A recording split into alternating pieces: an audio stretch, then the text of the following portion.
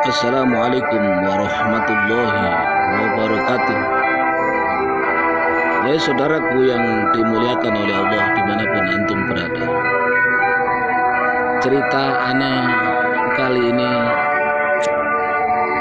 tidak perlu antum percayai, namun ana akan mengatakan tentang sesuatu apa adanya. Dalam suatu malam ana kedatangan tamu. Ternyata orang itu adalah Iklimah, putri Nabi Adam yang pertama. Beliau banyak memberikan nasihat pada anak.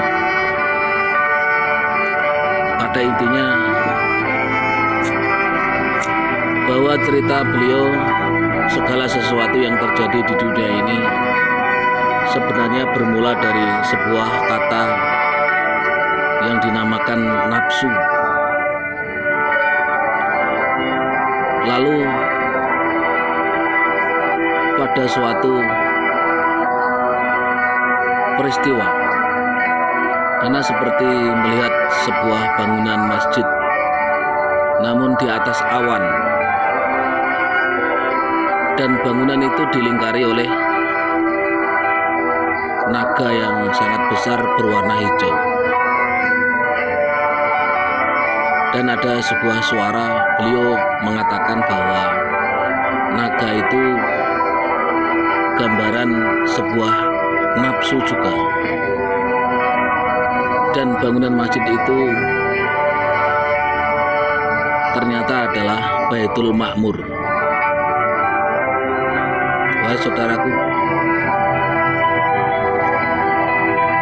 antum tidak perlu mempercayai ucapan ana, namun ana harus mengatakan apa adanya tentang segala yang ana alami. Dan tadi malam ana juga mengalami peristiwa yang aneh lagi di antara mimpi dan tidak, karena ana dalam keadaan tafakur. Lalu ana melihat sebuah kepala yang seakan-akan berada di atas pohon, namun kepala itu tersenyum melihat ana sambil mengatakan sesuatu, namun perkataan itu tidak ana ceritakan.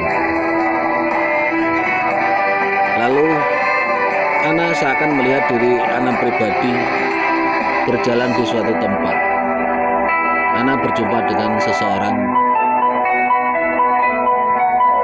Beliau mengatakan bernama Nabisit atau Nabisis, atau orang umum mengenalnya bernama Eyang Semar. Dan beliau banyak menasihati ana tentang sesuatu hal. Wahai saudaraku, sungguh pengalaman yang sangat unik yang ana alami. Dalam suatu peristiwa juga ana berjalan di suatu tempat. Beradalah ana di Sangiang, Jawa Barat. Lalu ana mendengar orang bersolawat, namun ana tidak melihat wujudnya. Ana ikuti suara itu. Sampailah ana di sebuah makam, yang mana makam itu adalah makam Syekh Fakih Maulana Ibrahim. Ana duduk termenung di tempat itu, lalu ana wudhu, ana mengucapkan salam dan baca tahlil di tempat tersebut. Tak ada satupun di tempat itu, karena waktu menunjukkan jam 4 hampir setengah 5 menjelang maghrib. Itu terjadi di bulan Ramadan, ya saudara. Setelah baca tahlil, tiba-tiba ana melihat seseorang. Beliau mengatakan, apa yang antum inginkan, kata beliau. Apa yang kamu inginkan hingga sampai di tempat ini? Ana mengatakan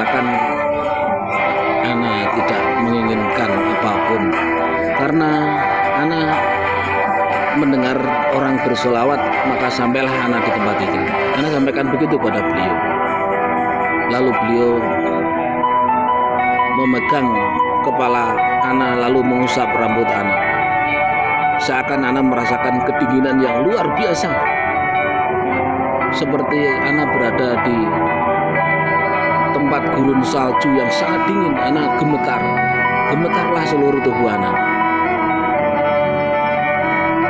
Ana seakan tidak punya daya apapun, tidak punya tenaga. Ana terduduk.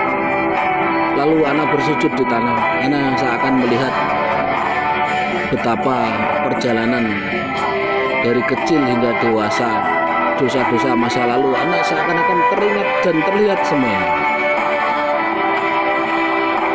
Begitu ana terbangun, beliau sudah tidak ada, wahai saudaraku. Lalu ana keluar dari makam tersebut. Ana melihat seorang yang lagi duduk. Ana tanya, "Assalamualaikum." Ana bilang demikian. Beliau menjawab, "Waalaikumsalam." Ana ingin menanyakan siapa beliau karena ana melihat beliau menghadap sebuah kuali yang berisikan nasi liwet. Wahai saudaraku, sebelum ana bertanya, beliau sudah berkata, "Saya sudah menunggumu 40 hari di sini." Itu yang beliau ucapkan. Wahai saudaraku, ana bertanya, "Kalau boleh saya tahu Bapak bernama siapa?" Beliau mengatakan, "Namaku adalah Mbah Soleh," kata beliau. Dan beliau mengatakan satu hal. Waktu itu, wahai saudaraku, kalau sesuatu dipaksakan untukmu, maka engkau masih ke kanan dan ke kiri. Yang diucapkan beliau. Saya bertanya lagi, wahai saudaraku, apa yang Bapak maksudkan dengan dipaksakan? Beliau hanya mengatakan, suatu ketika dadamu akan dibelah oleh Allah untuk disucikan. Itu yang dikatakan beliau. Ana terkaget-kaget karena bagaimana mungkin manusia yang hidup dada dibelah apakah tidak mati? Itu yang terlintas di benak ana, wahai saudaraku. Lalu beliau tersenyum, padahal ana hanya mengucapkan di dalam hati. Beliau hanya berkata, apa yang mustahil bagi Allah? Lalu ana bertanya lagi kepada beliau, wahai saudaraku, sesungguhnya saya berhadapan dengan siapa, wahai Bapak? Ana bilang seperti itu. Beliau mengatakan, engkau sedang berbicara dengan Hasan Al-Haddad atau Mbah Priuk. Ana kaget, wahai saudaraku, karena ana tahu bahwa Mbah Priuk atau Said Hasan Al-Haddad, beliau telah tiada, telah meninggal, yang dimakamkan di Jakarta itu. Tidak perlu antum percayai, namun ana menceritakan berbagai pengalaman yang unik, yang betul-betul realita ana alami, wahai saudaraku. Mulai dari perjumpaan ana dengan Mbah Priuk, perjumpaan ana dengan Iklimah, putri Nabiullah Adam yang pertama, dan ana berjumpa dengan Sayyid Anwar atau Nabi Sid atau Nabi Sis atau orang-orang yang mengenal Eyang Semar. Berbagai nasihat beliau sampaikan kepada ana, namun nasihat itu tidak ana ceritakan kepada antum. Semoga manfaat. Akhirul kalam, rahayu semuanya, rahayu, rahayu, rahayu. Assalamualaikum warahmatullahi wabarakatuh.